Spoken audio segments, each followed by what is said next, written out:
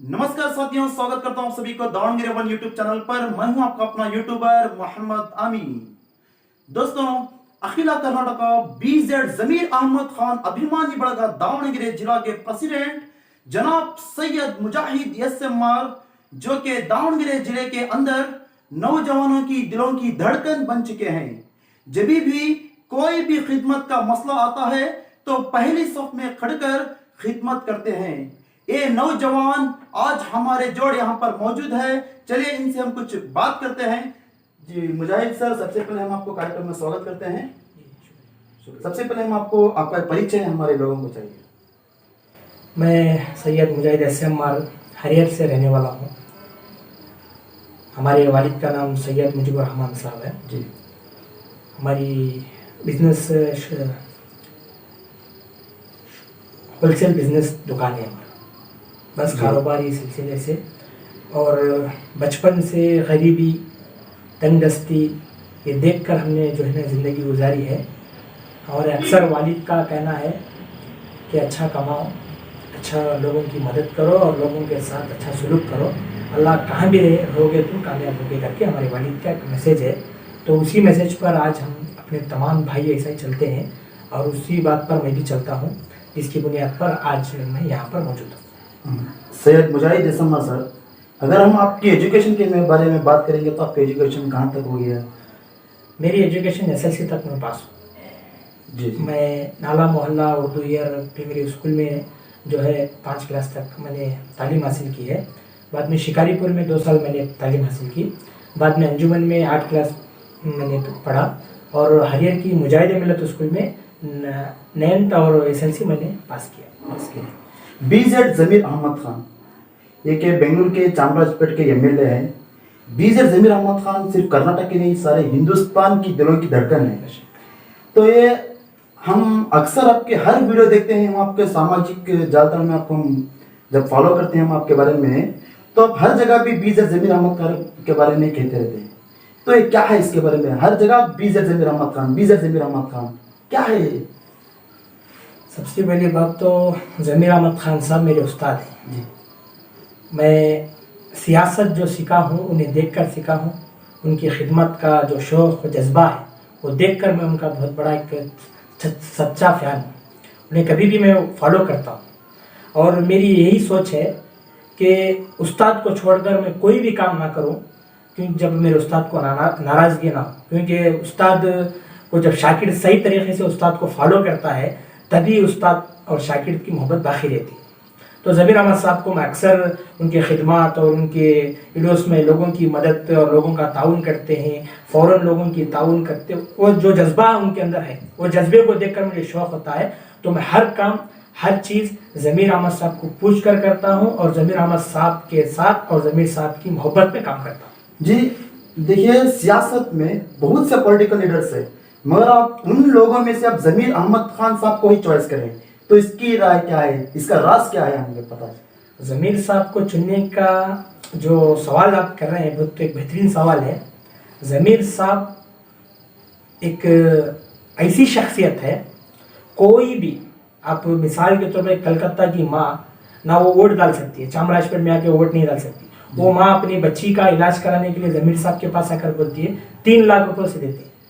कलकत्ता की है, कहीं कहीं से लोग आते हैं, कहीं के पास अंदर जाते हैं। हालांकि चामराजपेट इनकी कॉन्स्टिट्यूंसी है, चामराजपेट इनका हल्का है, मगर कर्नाटक से, हिंदुस्तान से, कहाँ से भी जो लोग आते हैं उनकी फ़ौरन मदद करते हैं। ऐसा लीडर मैंने हिंदुस्तान में कहीं नहीं देखा और फ़ौरन मदद करते हैं। और सालाना साल उलमाए कराम मौज़ानों को हज को भेजते हैं अपनी ज़ाती माल से। लोग उलमाए कराम को मौज़ानों को हज को भेजते हैं, जिनकी तनख्वाह 4,000 10,000 तनख्वाह है, वर्षों पे ऐसा इंतज़ाम करते हैं। बहुत सारे ऐसे खिदमत हैं, इन हम अंदाज़ा नहीं लगा सकते। इसीलिए मैं ज़मीर अहमद साहब को चाहता हूँ, अपना उस्ताद मानता हूँ। मुजाहिद भाई, ज़मीर अहमद खान की और आपकी मुलाकात सबसे पहले किधर हुई? सबसे पहली जो मुलाकात की जो बात आप कर रहे हैं, ऐसे अक्सर लोग मुझे सवाल करते हैं, क्योंकि ज़मीर अहमद साहब बेंगलुरु के रहने वाले हैं, मैं हरियाणा का रहने वाला हूँ। तकरीबन 300 किलोमीटर का फासिला है। जी। अक्सर लोग सवाल करते हैं। असल में जब मैं शहर बेंगलुरु को हज बहन को कारोबार के सिलसिले से गया था, इतर का कारोबार के लिए, उस वक्त मगरिब का टाइम था और बहुत ज़बरदस्त बारिश थी। हाजी और हाजियों के साथ जो छोड़ने वाले रिश्तेदार आए थे वो सब भीग रहे थे। तो एक दिल में शौक़ था, एक अरमान था कि मैं भी जाके खिदमत करूँ, क्योंकि अब बेंगलुरु के अक्सर नौजवान बारिश में भीग कर खिदमत कर रहे थे। तो मैंने जब 200 रुपये की एक जैकेट ली, 20 रुपये की वो पीपी बोलते हैं पीपी लिया, लेकर जाकर खिदमत करने के लिए गया। तब वहाँ के बेंगलुरु वालों की अक्सर एक आदत है, कहाँ से है, किधर से है, पूछने लगे। मैं बोला कि फला कारोबार के सिलसिले से मैं आया हूँ। तो उन्होंने कहा कि अच्छी बात है, हमारे यजमान को तुम्हें पहचानती क्या? मैं बोला नहीं भैया, तुम्हारे यजमान कौन, मैं नहीं पहचानता। तो बाद में हमारे वाजिद दा, तबरेज़, मुज्जू भाई, इमरान भाई, ऐसे नौजवान बहुत मौजूद थे। उन्होंने बोले यजमान बोले तो हमारे किंग ऑफ कर्नाटक ज़मीर अहमद खान, हमारे उस्ताद उन्होंने करके बोलने लगे। मैं जानता नहीं था। बाद में जब ज़मीर अहमद साहब से एक मोहब्बत की सिलसिले बढ़े, मैं देखते रहा, उनकी वीडियोस देखते रहा, फोटोज़ देखते रहा, तो दिल में शौक़ था।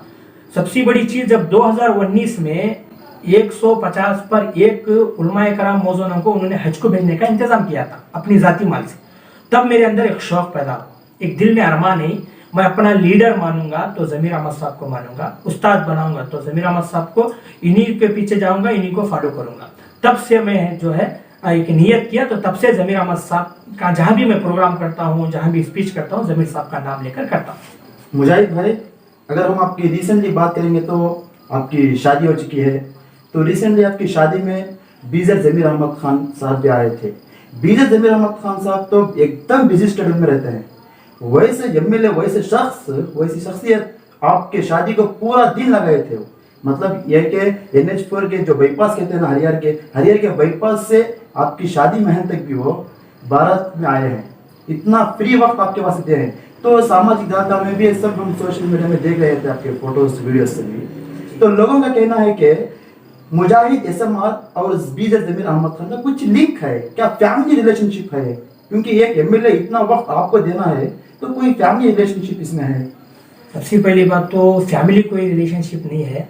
मैं आपको बता रहा था कि मैं हरियर से बेंगलुरु को जब जाता था, तो उन साहब के दिल में एक बात थी, हरियर से एक नौजवान आता है, लोगों के मसले लेकर आता है, मस्जिदों के मसले लेकर आता है, किसी किसी की मजबूरों की परेशानियों को आकर मेरे पास बताता है। एक नौजवान खिदमत कर रहा है, मुजाहिद हरियर से। कई बार मैं अक्सर ये चीज़ गौर किया हूँ, हज़ारों की तादाद में भी रहे तो हरियर कहाँ है तू, आ ए मुजाहिद आ। ये ज़मीर अहमद साहब के पास सबसे बड़ी चीज़, ज़मीर साहब एक वादे के पक्के हैं। जब जुबान देते हैं तो उसको पूरा करते हैं। तो उन्होंने मुझसे वादा किया था कि मैं तेरी शादी को, कितना भी बिजी रहो, मैं तेरी शादी को आऊँगा। अल्हम्दुलिल्लाह उन्होंने वादा भी पूरा किया, आए। और मैं उनका तहे दिल से, ज़मीर अहमद साहब का और ज़मीर साहब के अतराफ जो जिम्मेदार थे सब आए, मैं तमाम का तहे दिल से शुक्र अदा करता हूँ। और बीजर ज़मीर अहमद खान कोई भी प्रोग्राम को जाए, वहाँ के कुछ प्रॉब्लम्स है तो सॉल्व करेंगे। तो जैसा आपकी शादी को आए थे, वो हरियर की कुछ प्रॉब्लम्स को सॉल्व करें उस टाइम पर? उस वक्त ज़मीर अहमद साहब निके के फ़ौरन बाद खाना खाकर जो है मस्जिद जी खाने के टेबल पर ही एक मस्जिद बिलाल वाली, भीमनगर मस्जिद के हरियर के, उन्होंने आकर मस्जिद का मसला बताया। तो ज़मीर अहमद खान साहब ने कहा कि मैं अपने ज़ाती तौर पर जो है इसे 10 लाख रुपए सैंक्शन कराऊंगा, कर वहाँ किया। बाद में वहाँ से ज़रा सफ़र करते गए तो मदीना मस्जिद, कालीदास नगर में जो है एक मस्जिद है, मदीना मस्जिद, वहाँ पर गए तो ज़मीर अहमद खान साहब ने कहा कि आपको 8 लाख का सैंक्शन कराकर दूंगा। वो सैंक्शन नहीं हुआ तो अपनी ज़ात की तरफ से, अपनी ज़ाती माल में जो है मैं 5 लाख आपको दूंगा कर उन्होंने वादा किया। अगर हम सियासती तौर पर बात करेंगे तो बीजर ज़मीर अहमद खान कांग्रेस को छोड़ रहे हैं, ये आजकल के दिनों में चल रहा है, इस बारे में चर्चा चल रही है, तो इसके बारे में आप क्या कहना चाहते हैं? बीजेड ज़मीर अहमद खान साहब को सबसे पहले बदनाम किया जा रहा है जी। ये अपोजिशन वालों की एक चाल है कि ज़मीर अहमद साहब का इतना नाम हो रहा है। अब देखो, चामराजपेट के एमएलए हो, वो खाली चामराजपेट के एमएलए, मगर हिंदुस्तान की दिलों की धड़कन बने। जी। तो लोगों को तकलीफ हो रही है, टेंशन हो रहा है। हर आदमी के पास पैसा है, हर आदमी के पास दौलत है, हर आदमी के पास पावर है, मगर वो जो तरीका, अंदाज, जो दिल है, वो ज़मीर अहमद साहब के पास ही है। वो ज़मीर अहमद साहब के पास जो दिल है, वो दिल की वजह से लोग क्या करते हैं, उन्हें बदनाम करने के लिए अपोजिशन वाले क्या कर रहे हैं, एक चाल चल रहे हैं कि ज़मीर साहब कांग्रेस छोड़ रहे हैं। ऐसा बिल्कुल नहीं है। ज़मीर अहमद साहब कांग्रेस में रहेंगे और ज़मीर अहमद साहब जहां पर रहेंगे हम भी वहां पर रहेंगे। ज़मीर साहब जिस तरफ रुख करेंगे हम भी उस तरफ रुख करेंगे। ज़मीर साहब जिस तरफ उंगली दिखाएंगे उसी तरफ हम चलेंगे। आने वाले दिनों पर, अब तो अप्रैल और मई में चुनाव होने वाला है कर्नाटक का विधानसभा का, अगर इधर पर कांग्रेस हुकूमत आएगी कर्नाटक पर, तो आप जमीर अहमद साहब को कौन से एक दर्जे में देखना चाहते हैं? सिर्फ एमएलए के है या मिनिस्ट्री में देखना चाहते हैं या मंत्री के पोजीशन में देखना चाहते हैं? सबसे पहली बात तो कर्नाटक की हिस्ट्री के एतबार से जो अब तक कोई मुसलमान को कांग्रेस सियासी एतबार से कोई बड़ा पोस्ट नहीं मिला जी। बड़ा पोस्ट कांग्रेस की जब गवर्नमेंट आती है बड़ा पोस्ट नहीं मिला। हमारी ख्वाहिश ये थी सबसे पहले कि ज़मीर अहमद खान साहब ही सीएम बने, मगर ज़मीर अहमद खान साहब ने एक सीनियरिटी और एक जो लीडर की एक इज्जत बोलते हैं ना, वो बोलकर ज़मीर अहमद साहब ने कहा कि मैं सीएम नहीं सिद्धरामैया सीएम बने। उन्होंने अपनी जुबान से कहा कि सिद्धरामैया सीएम बने, तो हमारी और नौजवानों की और अक्सर जो हमारी ज़मीर अहमद साहब के चाहने वालों की जो बैच है पूरे कर्नाटक में, हमारी और कर्नाटक की एक आवाज़ बन चुकी है कि ज़मीर अहमद साहब को डिप्टी सीएम बनाया जाए।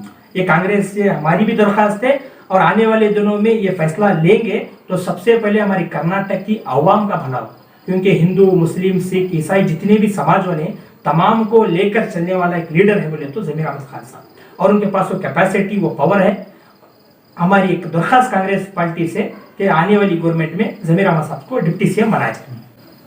मुजाहिद भाई, प्रीवियस जो एमएलए इलेक्शन था तो उसमें आपके हरियर की अगर हम बात करें तो आप लगातार 7 से 8 महीने लगातार खिदमत देकर आप एक मुकम्मल कांग्रेस के एमएलए आप हरियर में लेकर आए हैं। तो इस आने वाले इलेक्शन में आपका कैसा है कि आप खिदमत कर रहे हैं कांग्रेस के वास्ते, आने वाले इलेक्शन में कैसा है आपका हरियर पर क्या? हरियर की बात अल्हम्दुलिल्लाह जो पिछली मरतबा जो एमएलए रामाप्पा को जो हमने मेहनत की थी वो कामयाब हुए, और बीजेपी गवर्नमेंट रहने की वजह से जैसे काम होना था वो नहीं हुए, ये सेकेंड बात है। मगर एमएलए तो अच्छा आदमी है, बहुत एक समझदार आदमी है और मोहब्बत का आदमी है। इस बार जो है कांग्रेस से एमएलए रामाप्पा को 99% सीट मिलने के चांसेस है और दूसरे भी आकांक्षी हैं, मगर जिससे भी कांग्रेस पार्टी से सीट दिया जाएगा, ज़मीर अहमद साहब की तरफ से हमें इशारा आता है कि इस पार्टी के इस आदमी को जिता, तो हम अल्हम्दुलिल्लाह ज़मीर साहब के फैसले पर जो है लब्बैक करके मैदान में कूदते हैं। वो दिन हो या रात हो मेहनत करके, वो जब तक हमारी सोच क्या है जिस आदमी को जिससे हमें सपोर्ट करेंगे वो आदमी जीतना, वो नहीं जीतता बोले तो हमें उसे सपोर्ट नहीं करेंगे। उन्हें खड़ा है उसे हमें सपोर्ट करें तो वो जीतता, अगर को उम्मीद के साथ हम उसे मेहनत करते हैं और हमारी पूरी टीम जो है उसे जिताती है। बस ज़मीर अहमद साहब का इशारा हो तो हम इंशाल्लाह ये करेंगे। मुजाहिद भाई, ज़मीर अहमद खान सारे हिंदुस्तान के दिलों की धड़कन है, ऐसा ही सैयद मुजाहिद असम्मार दावणगेरे के नौजवानों की दिलों की धड़कन है। हर एक नौजवान के अंदर आपका नाम बैठ रहा है, तो इसके बारे में आप क्या कहना चाहते हैं? सबसे पहले तो अल्लाह का शुक्र अदा करना चाहता हूँ कि अल्लाह ताला ने लोगों की दिलों में इज्जत दी। मैं गरीबी से उठा, गरीबी से चला, बोलती ना दरिए दरिए से समंदर बनता कर को, इसी मेहनत करते आगे बढ़ा। और मैं जो इस पोजीशन पर इस मुकाम पर हूँ तो मैंने अपनी खुद की पोजीशन अपने मुकाम पर अपना दिमाग, अपनी सोच, दोस्तों की मशवरे से, बड़ों की बातों से, लोगों से राय लेना, मशवरा लेकर मैं चलता रहा। मेरी एक सोच है कि अल्लाह ने मुझे एक टैलेंट दिया, एजुकेशन के एतबार से टैलेंट नहीं, मगर एक टैलेंट क्या दिया, किसी मजबूर का, किसी गरीब का भला होना है तो फला इंसान के पास एक काम हो सकता है, वैसे टैलेंट है। इसे एक समझदारी की बात मेरे पास मौजूद है। तो मैं क्या करता हूँ, लोगों के मसाइल हल करता हूँ। मस्जिदों के मसाइल होते हैं, वो जो किसके पास जाना, कौन से मिनिस्टर का मिलना, कौन से लीडर को मिलना, किसके पास गए तो क्या काम होता, ये सारी चीज़ मैं जानकारी कर कर क्या करता हूँ, अवाम का भला हो, लोगों का भला हो और मेरे ज़रिए से लोगों को सहूलत हो, इसकी कोशिश मैं कर रहा हूँ। मुझे भाई लास्ट सवाल है कि अगर बीजे ज़मीर अहमद साहब से आपको कोई नसीहत अगर आपको कोई मिली है? ज़मीर साहब से जब मैं ख़तर को जा रहा था तो उन्होंने एक बड़ी अच्छी नसीहत की है। उन्होंने कहा कि बेटा अच्छा कमा और अच्छा खिदमत कर, अच्छा कमा और अच्छी खिदमत कर। और दूसरी बात उन्होंने एक बहुत बड़ी बात कही, कहीं भी किसी के सामने झुकने का नहीं, शान से रहो, अकड़ कर रहो। किसी के सामने आए तो अपनी रुतबादारी, अपना पावर, अपना ईमान साबित रखो, किसी से डरने का नहीं करके एक बात तो उन्होंने कहा। एकदम लास्ट सवाल है हमारा, अगर हम आपको ज़मीर अहमद साहब का कोई एक डायलॉग कहें? ज़मीर साहब का तो डायलॉग जो अल्लामा इकबाल का जुमला है, उन्हीं के अंदाज में सुनाना है। ज़मीर साहब के अंदाज में बोले तो उस्ताद उस्ताद ही होते हैं। ज़मीर साहब का एक जुमला है, अक्सर वो सियासी एतबार से किसी को अपोजिट वाले को बोलना है तो ऐसा बोलते हैं, मुद्दे लाख बुरा चाहे क्या होगा, वही होगा जो मंजूर खुदा होगा। जी, जी। ये ज़मीर साहब का अंदाज भी ऐसा ही होगा, क्योंकि ज़मीर साहब की मोहब्बत है। ज़मीर साहब अक्सर जो है अपनी डेयरिंग के साथ, हिम्मत के साथ बात करते हैं, क्योंकि उनके पीछे जो है अवाम की, गरीबों की दुआएं हैं।